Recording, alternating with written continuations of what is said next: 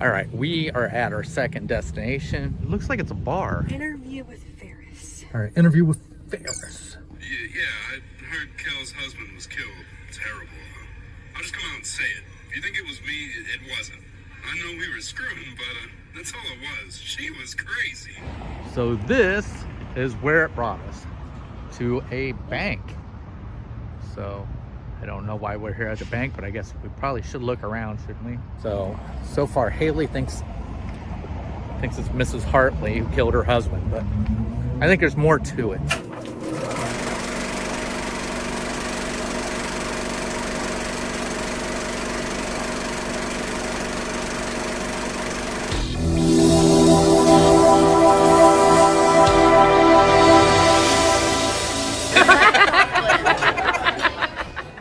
All right, Haley and I are at our next destination, and it took us to Walmart. So we have to go up and look at the front of the Walmart for some answers. So we're gonna head up that way. All right, so what are we looking for? By Walmart's market in Houston, true. How many posts were a vibrant blue? How many posts were a vibrant blue? And these,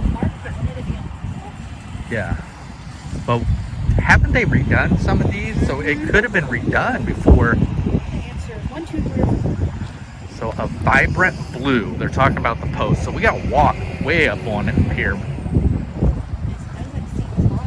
And try not to get ran over by cars walking through here. What? Oh, wait, There's one there, yeah. so the answer is 1. That's it? Yeah. Is there an answer for 1? Oh, wow. That's awesome. All right, so we're gonna walk back. That was pointless. So we're heading back. We're gonna have to get lunch. So because we got, what do we have? This is number 4. So we have 7 left. So we have 7 left, but do we have like interviews to go through and stuff like We that? have an interview and a forensic tag. Okay, so an interview and a forensic tag. So we're heading back to the car for that.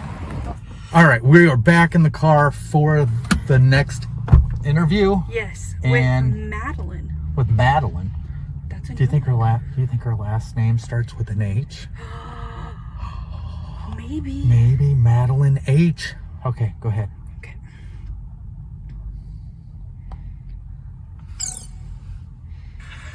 If you look around, you should see a store that sells a variety of goods. I marked this location as we arrested Phil Tucker earlier last night from this store, although we released him a few hours later due to lack of evidence. We sent Detective Parham here to talk with the employee who called us, a Miss Madeline McKinney. I'll roll the audio. Thanks for your help, Miss McKinney. This won't take long. Sure, of course. Anything I can do to help? Why don't you start out by just telling us when and why you called us in the first place? Okay, sure. Well, I guess it was about 7 p.m. I just finished helping a customer when I, saw this sketchy, creepy guy looking all around. He looked like he wanted to steal something. He was definitely drunk or on drugs or something. So I just, kept my eyes on him and followed him to see if he'd try it. Sure enough, a few minutes later, he grabbed a roll of duct tape and, tried to stick it in his pants. If I wasn't so scared that he'd, murder me or something, I would have started laughing. Because you could, see it sticking out of his t-shirt. It was so obvious. I figured he'd, have to be super high to be dumb enough to try and steal something like that. And that's when you called the police? Yeah, I didn't want to get in trouble for that. Well, you definitely did the right thing. Did you see anything else out of the ordinary between then and when the officer showed up? I mean, the whole thing was, out of the ordinary, you know? Yeah, right. Of course. Sometimes I forget that not everyone sees this shit every day like me. Anyways, so what did he do between the time you called and when the officer showed up? It looks like it was about 10 minutes after you called. He was just, looking at other stuff. I'm not sure if he was looking to steal something else or just not wanting to, seem so obvious to leave right away. You know? Okay, and what kind of stuff was he looking at? Other kind of, sketchy stuff. Rope, hatchets, gloves, that kind of stuff. Oh, and boots. Right before the officer showed up, he tried on some pretty heavy-duty boots. His socks were so gross. I feel bad for whoever, buys those boots. That's when the officer showed up and arrested him. Okay, so... Our records show he was released later that night as the officer didn't find any stolen items on him. Did you see him drop anything anywhere? No, I didn't. Did you find anything after? No, I didn't see anything. I'll probably find the tape buried in a bin of socks or something eventually. I'm sure not touching it after seeing where it was. I already had COVID. I don't need whatever gross diseases he has too. Oh, wait, I did notice that the back door was open though, and I'm sure it wasn't open before. I've gotten in trouble for leaving it open before, so I'm pretty anal with making sure that it's closed. When they left, I felt a draft and noticed the open door. So maybe he saw the officer coming and panicked, just threw it out the door. I didn't even think to check outside at the time. Okay, thanks, Miss McKinney. This helps us a lot. Here's my card. Give me a call or a text if you think of anything else that might be helpful. You're welcome.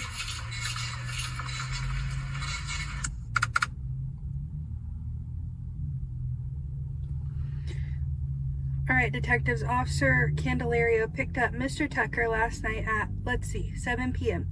He was at the station with us for about 2 hours, but due to insufficient evidence, we had to let him go. You can throw someone in jail for wanting to steal after all. You can't throw someone in jail for wanting to steal after all. Alright, forensic tag PA5A. Case number 4 Charlie 843. Forensic tag 5 Alpha. Grande Starbucks coffee cup with a small amount of blood splatter found on the ground this morning after our forensics team did a sweep of the general area.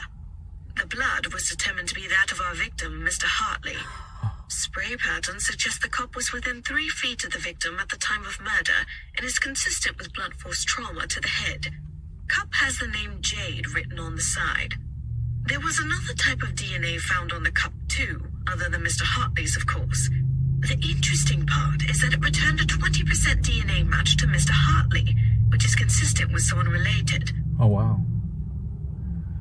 Someone related. The wife. No, there's no DNA between husband and wife. That's right. Forgot about that. So there's somebody else involved. Okay, so it shows us the cup. Okay. Oh, another one. All right, we got another.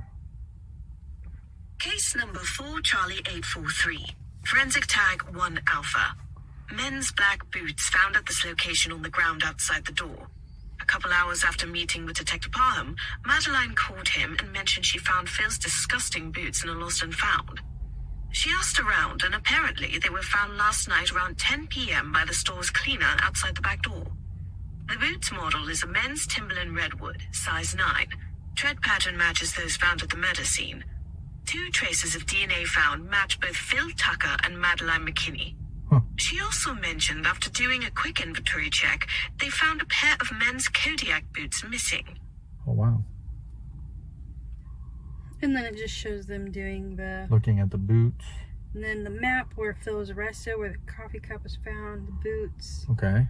The skills test. The skills test, yes. By Walmart's Market and Hugh So True, how many posts were vibrant blue? 1. We found 1. What? What's it say? 3! Where's it? They had to repaint them. You are a liar. All right, so that means we're getting ready to move on to our next one. Yep. All right, so we're moving on to our next area. So number 5. All right, we're moving on to area number 5.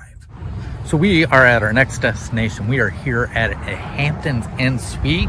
So we're at a I guess this is a hotel. Yes. It's not a motel. Motel, the doors will be on the outside. Yes. Doors are on the inside, so this is a hotel. But here we are. Once again, at the Hampton Inn Suites. So one of the things we have to look for is what is the clearance of this place here. And if you walk closer a little bit,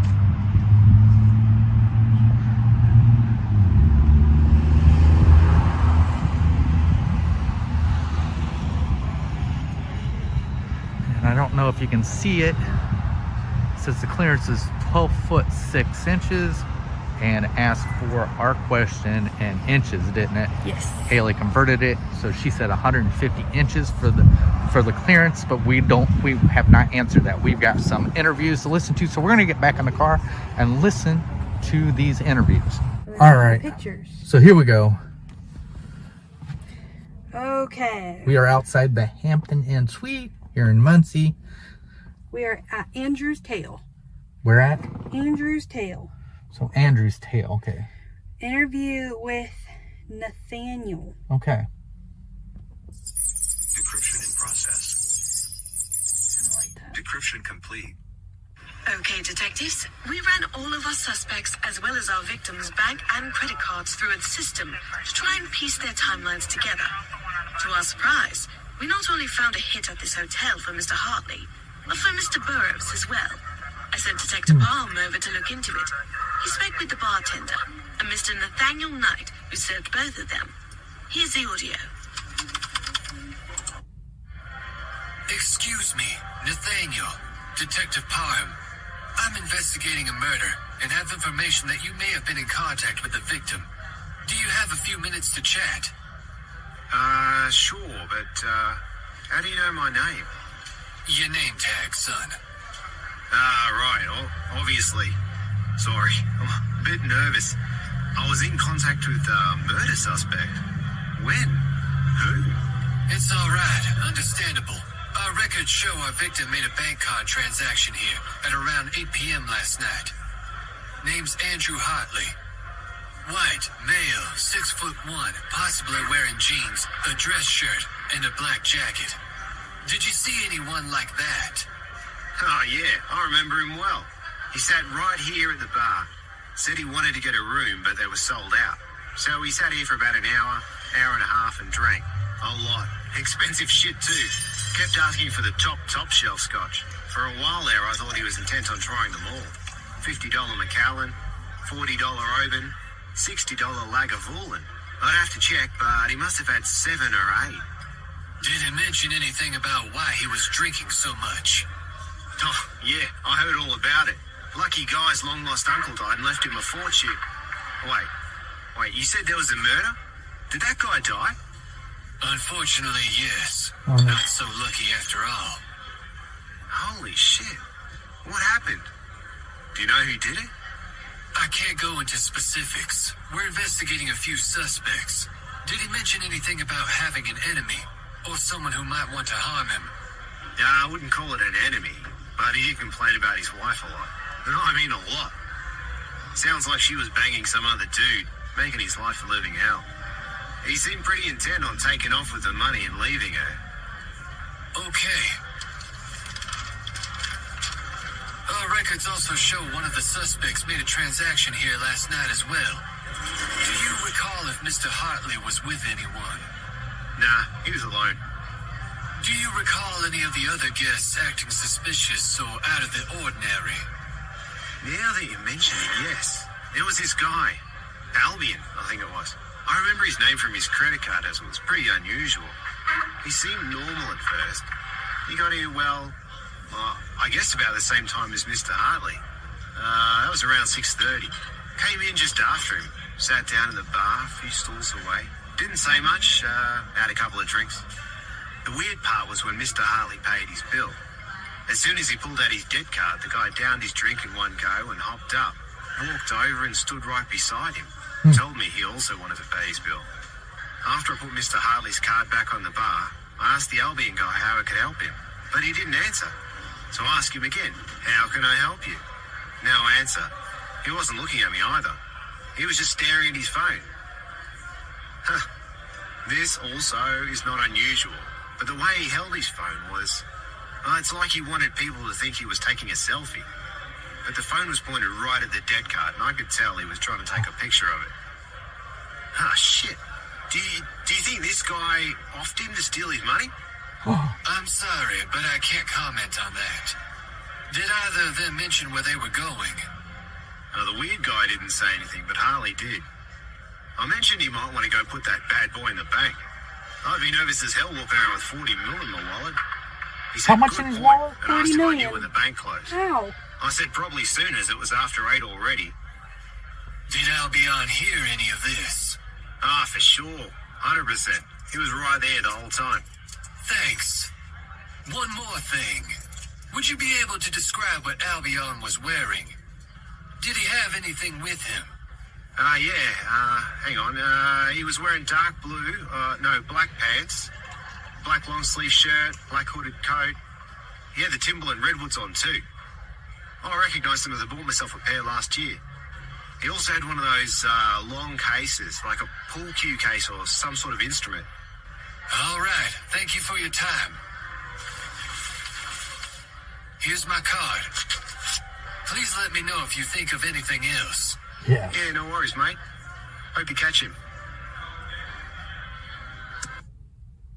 What if he is the murderer? Who? The bartender. He had the same shoes he bought last year. I doubt And it. he knew about the money. I doubt it. So, but then here's what I don't get, all right? Is I don't think this place has a bar in it. But All right, what do we got? brass flag 4292. All right. Brass flag number 4292. Name, Albion Burrows. Albion Burrows was flagged by our system here, sitting near the entrance to this church at 12:30 a.m. last night. He appeared to be drinking something from a paper bag. He smashed the empty bottle on the ground near the entrance before leaving 30 minutes later. Footage shows him slowly stumbling down the street, falling a couple times before disappearing from view. So I think there's some kind of connection going on here. So I don't know. I'm really lost. all right. So then it just shows all this. Right. Location maps. The detective skills test. Here we go. Under this, I don't know how to say it. Under this porte cochere. You can go, but if your car is too tall, it's a no. So before you drive, take care and make sure your car can fit under there. What is the maximum number of inches that can fit? So it was 12 foot 6 inches, and Haley figured it up to be 150 inches, which is an answer on here. So we're going to click it. And yes, we got it. So we are moving on to our next destination. We are going on to number 6. Number 6. Kelsey's. We're over half. Oh no, we're about halfway through right now. So here we go.